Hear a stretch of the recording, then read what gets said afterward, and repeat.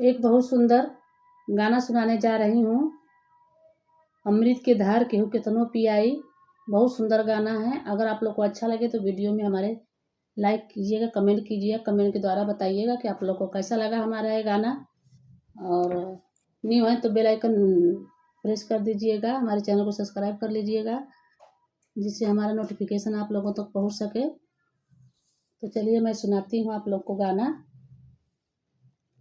अमृत के धार केहू केतनो पियाई, एगो माई बिना कैसे करे जवा जुड़ाई। भैया एगो माई बिना अमृत के धार केहू केतनो पियाई, एगो माई बिना कैसे करे जावा जुड़ाई। भैया एगो माई बिना कैसे करे जावा जुड़ाई। भाई एगो माई बिना कैलिया एहसान माई दुनिया देखावेली। कैलिया एहसान माई दुनिया देखावेली।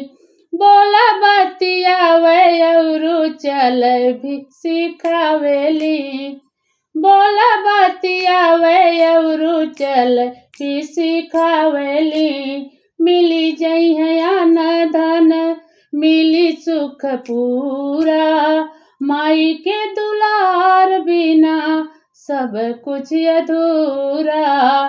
माई के दुलार बिना सब कुछ अधूरा।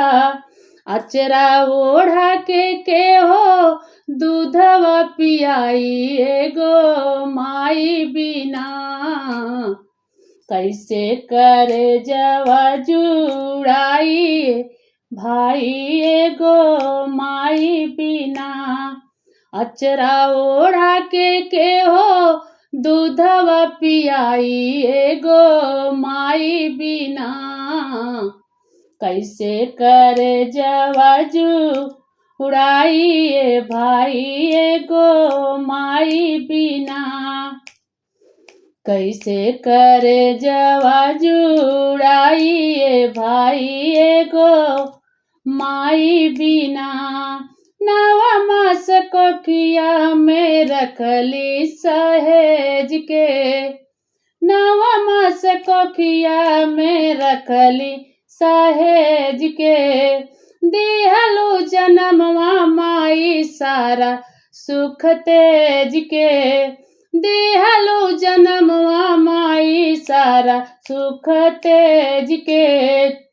अचरा ओढ़ा के हो दूधवा पियाई, एगो माई बिना कैसे करे जवा जुड़ाई। भाई एगो माई बिना कैसे करे जवा जुड़ाई। भाई एगो माई बिना मिली जाई अन धन मिली सुख पूरा।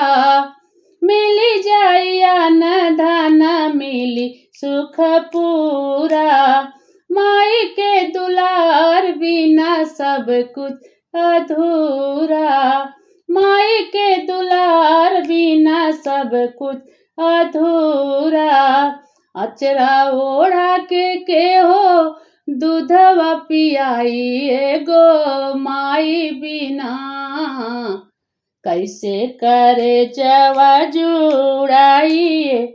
भाई एगो माई बिना कैसे करे जवा जुड़ाई। भाई एगो माई बिना अमृत के धार केहू केतनो पियाई, एगो माई बिना कैसे करे जवा जुड़ाई।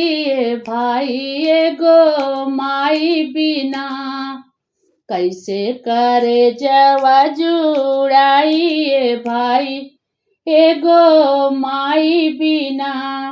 रात भर जाग सुत लाल के खेलावेली, रात भर जाग सुत लाल के खेलावेली।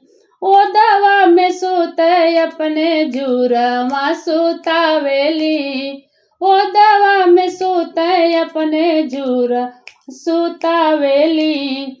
अचरा ओढ़ा के हो लोरी सुनाई, एगो माई बिना। कैसे करे जवा जुड़ाई ए भाई, एगो माई बिना। अचरा ओढ़ा के हो लोरी सुनाई, एगो माई बिना। कैसे करे जवा जुड़ाई ए भाई, एगो माई बिना। अमृत के धार केहू के तनो पियाई, एगो माई बिना। अमृत के धार केहू के तनो पियाई, एगो माई बिना। कैसे करे जवा जुड़ाई ए भाई, एगो माई बिना। कैसे करे जवा जुड़ाई ए भाई, एगो माई बिना, एगो माई बिना, एगो माई बिना। अगर हमारा ये गाना अच्छा लगे तो आप लोग कमेंट में ज़रूर बताइएगा कि आप लोग को कैसा लगा हमारा ये गाना।